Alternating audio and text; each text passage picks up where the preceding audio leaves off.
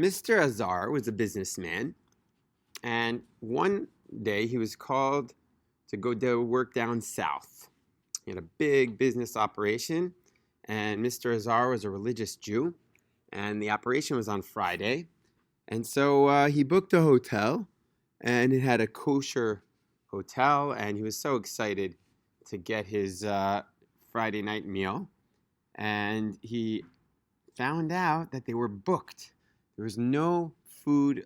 There was no food left in the kosher hall.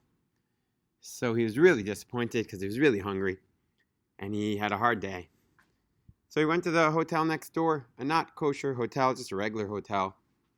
And after his prayers, he went back to his room, and guess what he saw in the fridge there?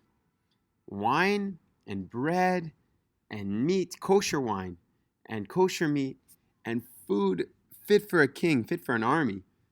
And he had the most delicious meal in the world.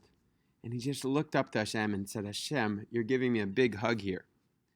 Even more crazy, a few months later, Mr. Azar was at a party, and he overheard the guy next to him saying, and then we ran right out of the hotel. We just left all of our food there, and we never knew what happened to all that food we had. And Mr. Azar, without skipping a beat, looked at him and said, yeah, I know what happened to it. I ate it. Amazing. I could just look at this story and say, okay, great story, great for a dinner party. But if we're looking with the right eyes, we understand that God had arranged this entire thing that's so unlikely. What are the odds that of all the hotel rooms, there would be kosher food left in that fridge? What are the odds that they wouldn't have thrown away that food?